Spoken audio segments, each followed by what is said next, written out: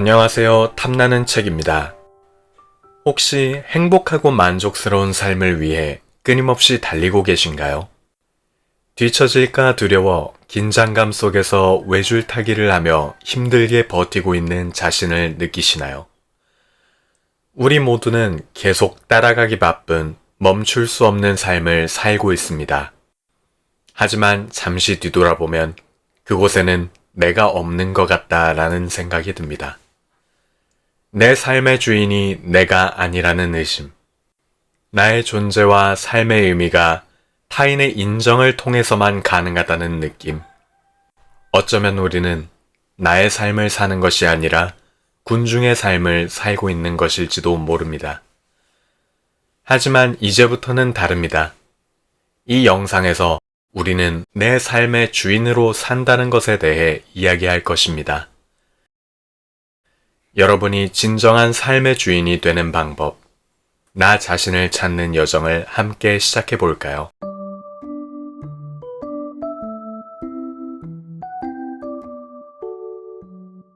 나는 누구인가? 내 삶의 주인으로 산다는 것.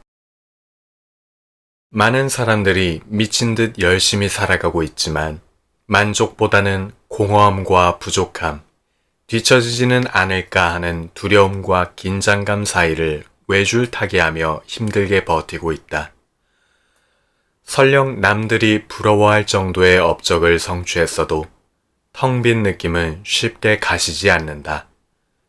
변화의 속도가 더욱 빨라지고 있는 요즘은 이러한 공허함이 더욱 확대 재생산되고 있다.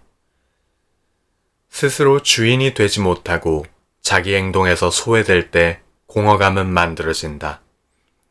의무와 필요성에 맞춰서 행동하는 자신을 경계해야 하는 이유가 여기에 있다. 그렇지 않으면 주변의 요구에 따라 슈퍼맨이 되려고 달리다가 정작 자신이 무엇을 위해 뛰고 있는지 잊어버리게 된다. 호수의 수면이 흔들리면 바닥의 고요함을 전혀 볼 수 없다. 자신의 주인이 되지 못할 때 우리는 군중의 삶을 살 수밖에 없다. 주변의 변화에 쉼없이 흔들리지 말고 자신을 쏟아내야 한다. 흔들리는 마음으로는 눈앞의 것이 똑바로 보이지 않는다. 빠른 속도에 이끌려가는 일상의 패턴에서 잠시 멈추고 자신을 지켜보는 것은 힘겨운 일이 된다. 그래서 자신이 무엇을 원하는지 모른다.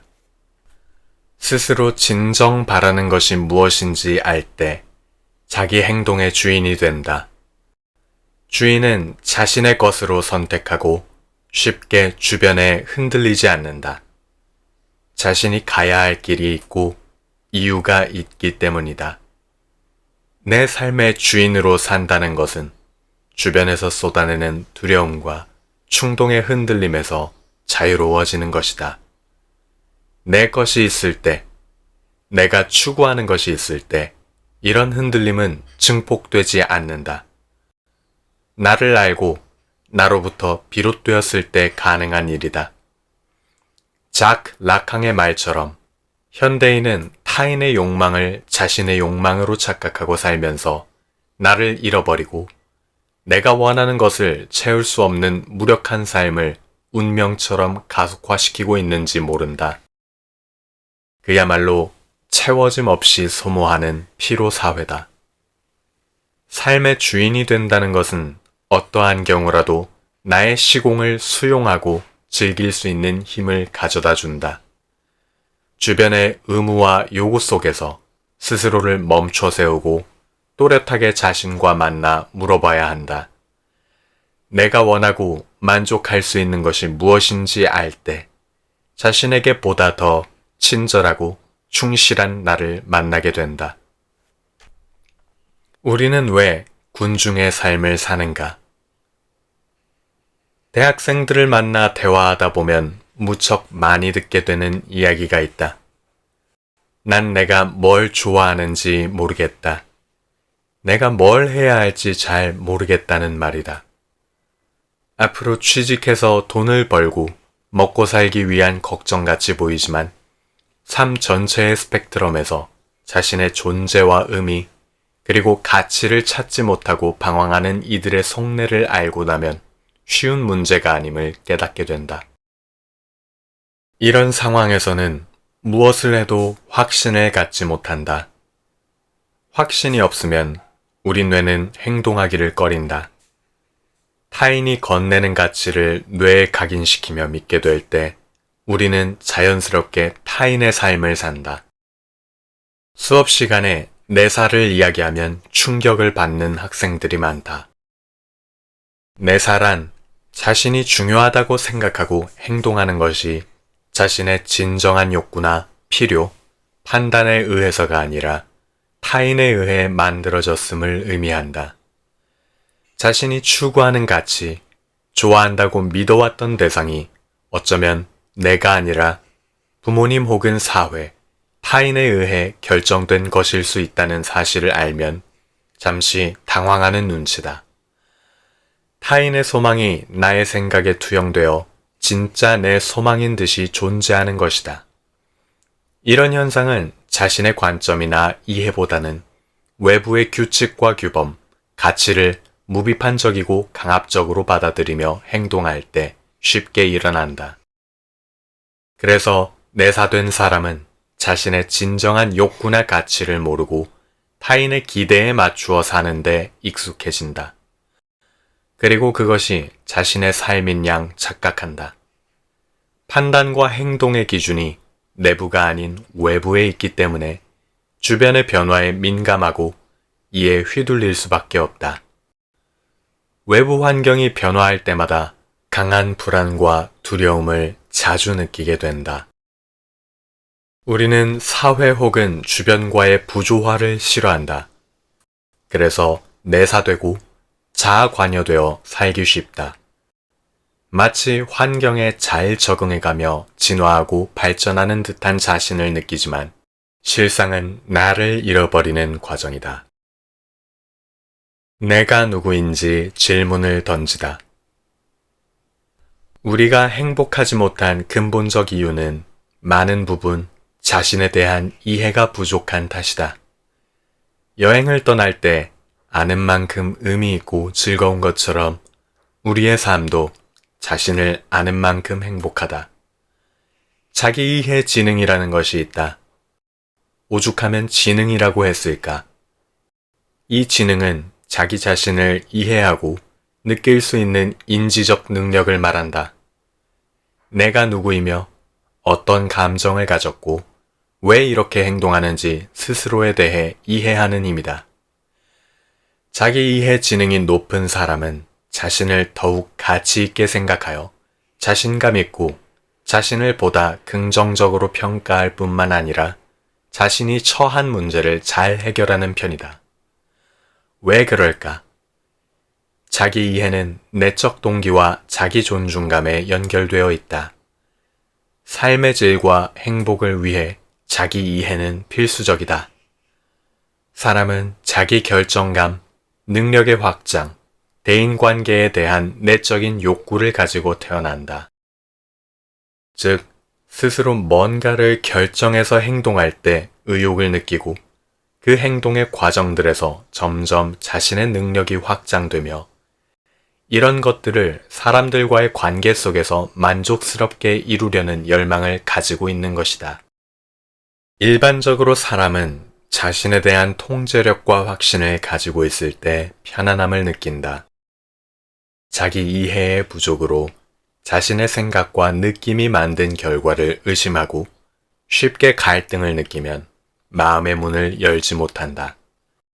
하지만 자기 이해를 통해 무엇보다 자신을 수용하고 인정하는 만큼 세상과 타인을 인정하게 되니 삶이 보다 편안해진다.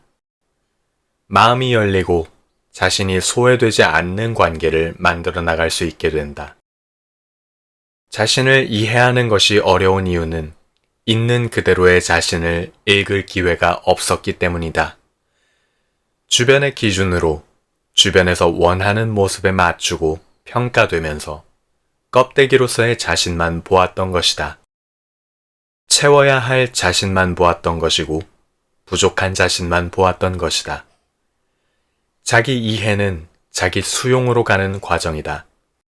그래서 있는 그대로 자신을 인정하고 받아들이는 것에서 출발한다.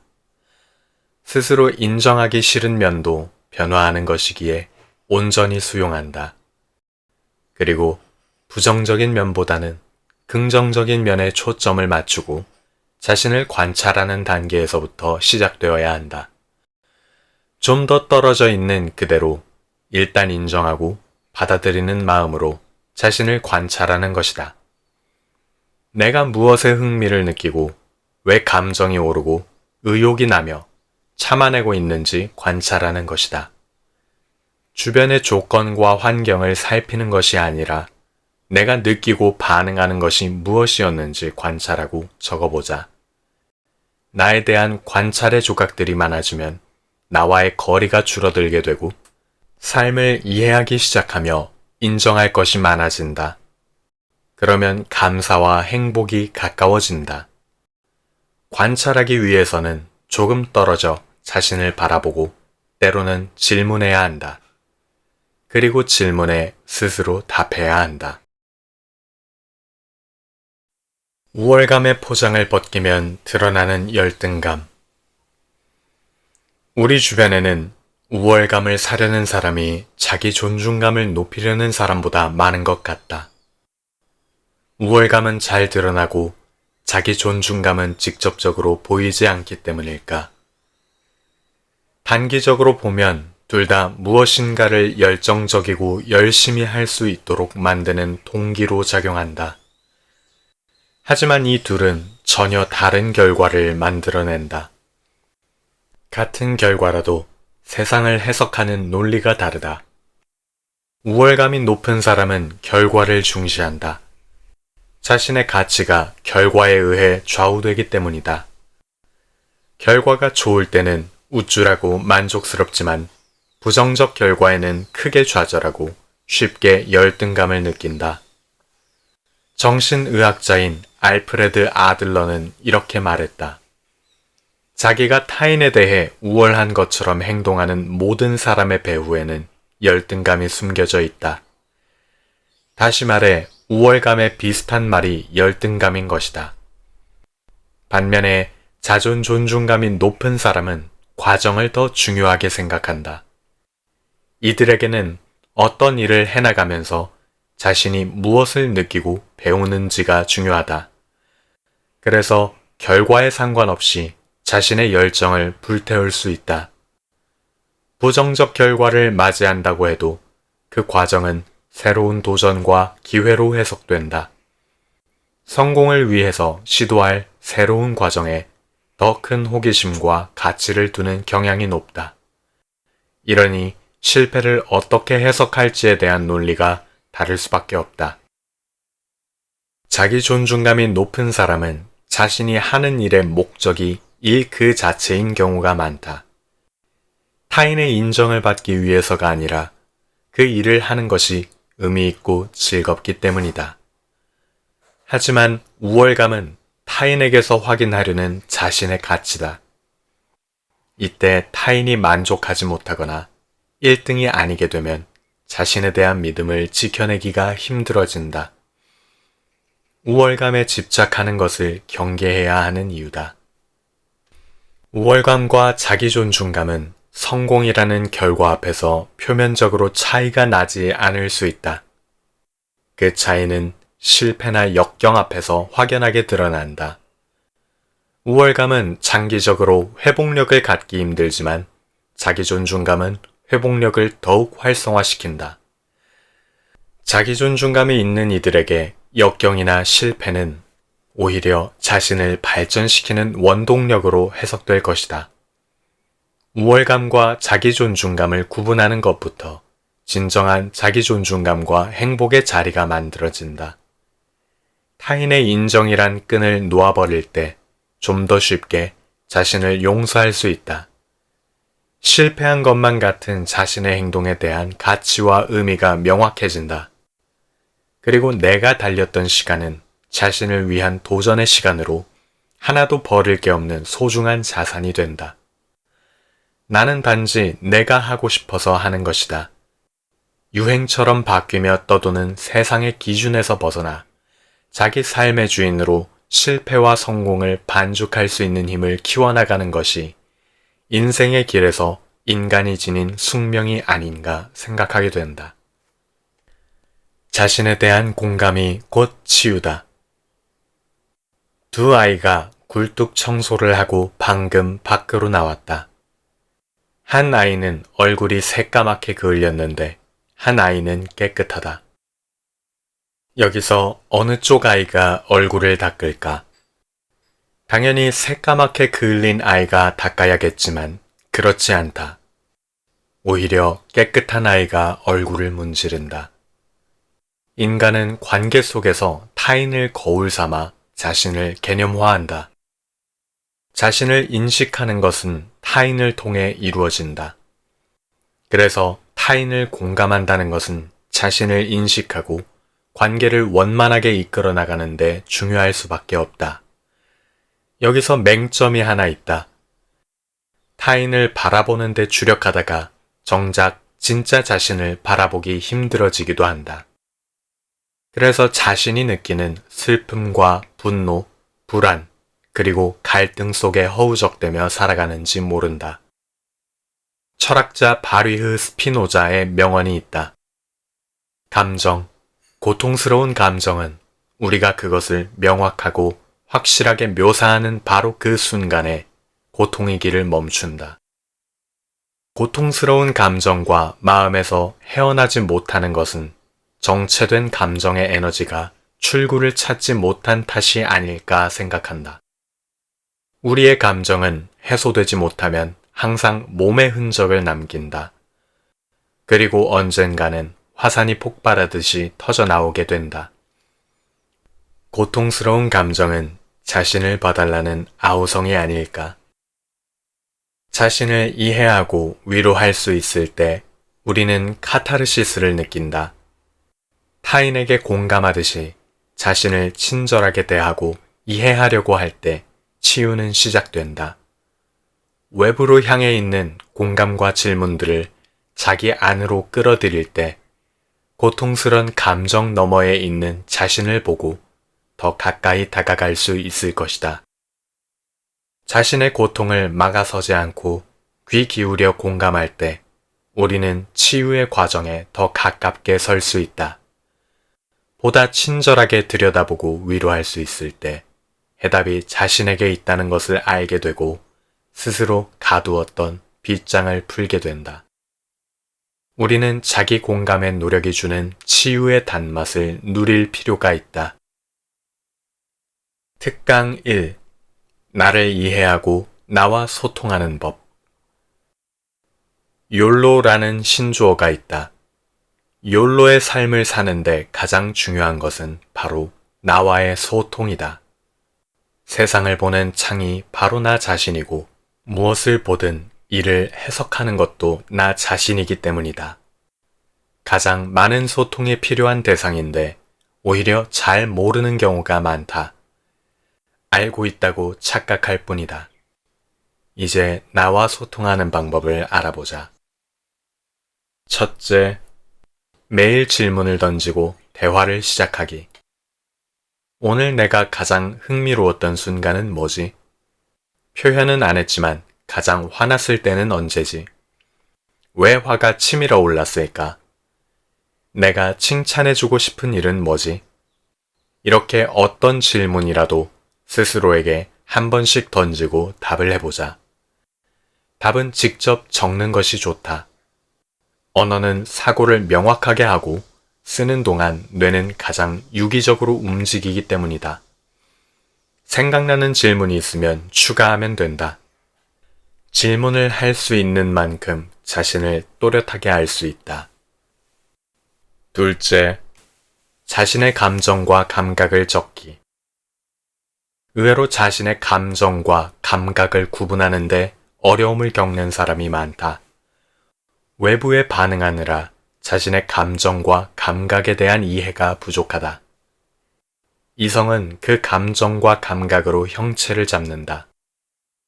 감정과 감각에 대한 이해와 자신감에서 갈등은 줄고 존중감은 늘어난다. 자신의 느낌을 언어나 단어로 표현하는 연습을 자주 하자. 셋째, 자신에게 중요한 가치 단어 적기. 가치는 무의식적 방향을 만들고 판단과 행동의 기준을 만들어준다. 가치는 신념과 태도를 만들고 행동을 이끌기 때문이다. 가치에는 자기 존재의 이유가 연결되어 있다. 매일 저녁 자기 전에 자신이 오늘 중요시했던 가치 단어를 네모칸이 만들어진 노트에 도전적으로 적어보자. 넷째, 흥미, 욕구, 강점 등에 대해 알기. 자신에 대한 흥미, 욕구, 강점, 스트레스 반응 등은 자신이 잘 알고 있다고 생각하는데 그렇지 못할 때도 있고 확인과 지지가 필요한 경우도 많다. 때로는 타인과 주변 문화에 묻혀 있어 잘못 이해하는 경우도 흔하다. 긍정심리학의 강점 집단인 VIA 테스트나 자신의 흥미, 욕구, 스트레스 반응을 다측면으로 알려주는 버크만 진단을 이용해도 좋다. 여기에서는 가치에 대한 상세 분석도 가능하다. 그리고 갤럽 강점 진단도 자신을 현실적으로 더 잘 알 수 있는 이해를 돕는다. 이런 진단의 결과를 친한 사람들과 나눠보는 것은 자기소통과 확신에 많은 영양분을 제공한다. 다섯째, 자기 명상하기. 위로도 해본 사람이 잘한다. 매일 자신을 위해 몇 줄의 명상을 한다.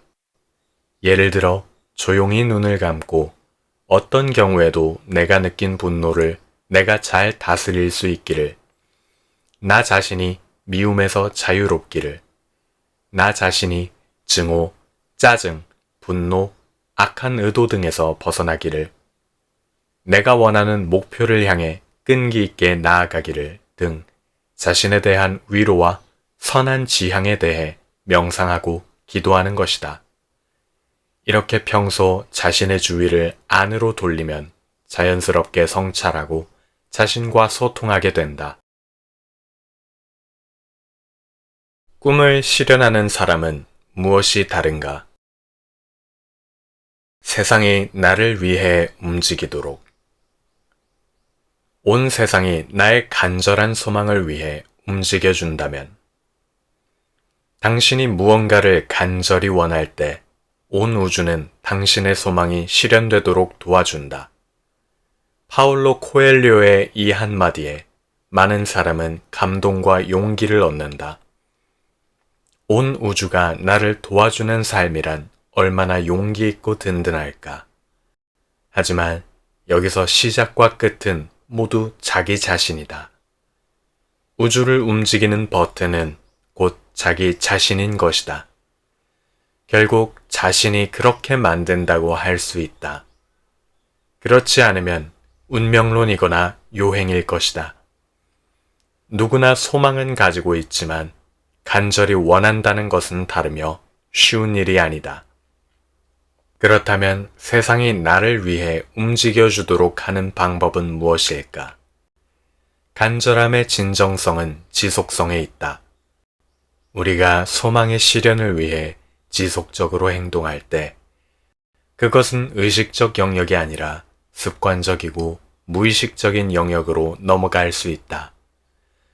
이는 우리의 감각과 감정의 깊숙한 곳에 지울 수 없이 새겨져 우리의 생명 유지와 같이 작동하게 된다. 우리의 의식과 무의식에 새겨진 소망은 보고, 듣고, 생각하고, 선택하고, 행동하는 모든 것을 관장하고 그 소망으로 집중시킨다.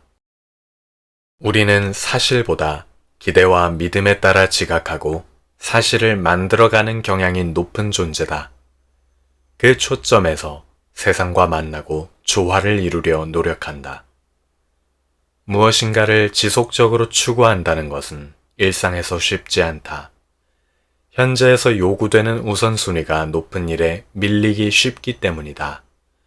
하지만 지속적으로 뭔가를 추구한다는 것은 우리에게 의식적 질서를 만들어 소망과 상관없는 온갖 잡음을 제거할 수 있도록 만들어준다. 우리 뇌의 신경세포는 오직 그 간절한 소망을 중심으로 반복되어 활성화된다. 우리의 뇌를 가장 잘 활성화시키는 방법은 반복이다.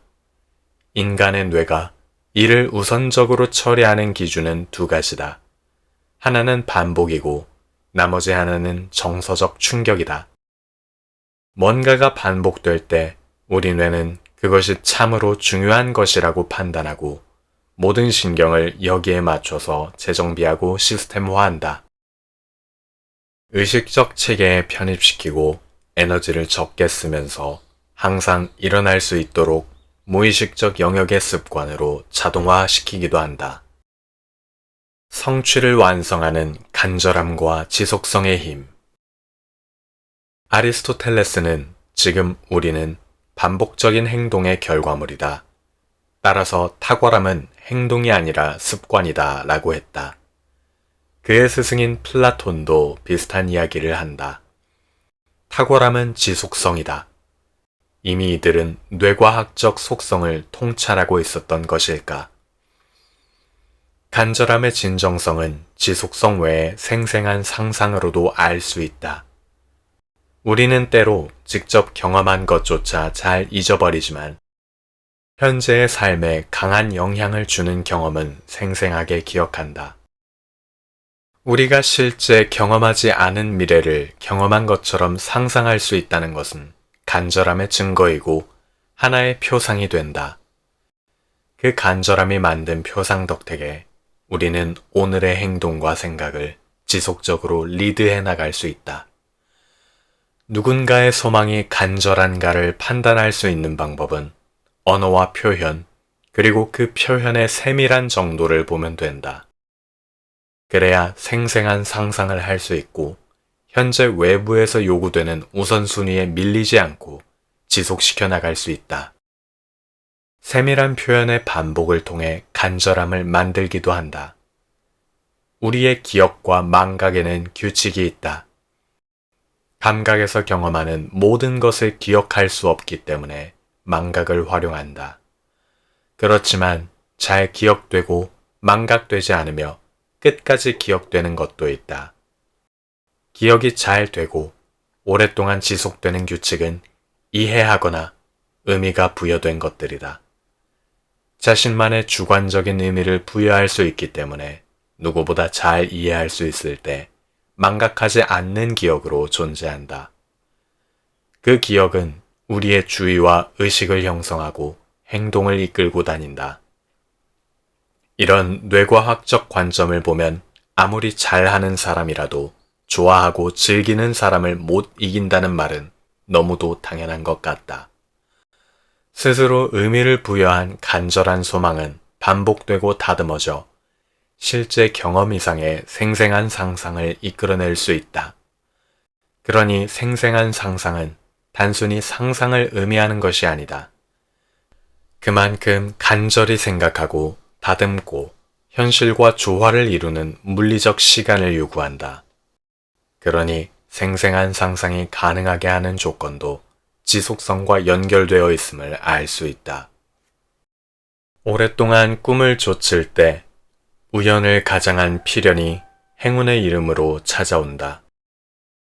온 세상이 나를 도와주도록 하는 방법을 생각해보자.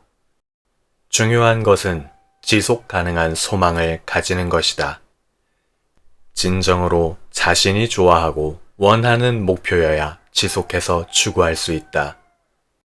일시적인 욕구나 당장의 형편, 그저 좋다는 남의 말에 휘둘려 가진 소망으로는 어려울 듯하다. 소망을 이루는 데 있어 능력과 행운은 그 다음이 아닐까. 능력은 지속성에 따라 확장될 것이고 행운도 생생한 소망을 꾸준히 실행하는 과정에서 시기와 장소, 사람이 시줄과 날줄로 만나서 만들어지지 않을까. 어떤 소망을 가지는지, 어떤 것을 간절히 원하고 좋아하는지는 모두 달라도 그것을 이루는 방식은 결국 같다. 온 우주가 나를 도와주도록 만들고 세상이 날 위해 움직이도록 만드는 비법은 바로 자신에게 있다. 미국 최고의 실업 철학자로 불리는 짐 론의 말처럼 능력은 꿈에 어울리게 성장하기 마련이다. 필요에 따라 시간이 좀 더 걸리고 덜 걸리는 차이가 있을 뿐이다. 그래서 프랑스의 작가이자 정치가인 앙드레 말로는 이렇게 말했다. 오랫동안 꿈을 그리는 사람은 마침내 그 꿈을 닮아간다. 지속적이고 생생한 소망이 자신의 오늘을 의심없이 리드해 나갈 때 점점 세상은 자신을 위해 움직이고 있음을 스스로 느낄 수 있을 것이다. 이것은 언어적 유희가 아니라 물리적 사실이고 진실이다. 지금까지 내 삶의 주인으로 산다는 것 일부를 낭독해드렸습니다. 끝까지 함께 해주셔서 감사합니다.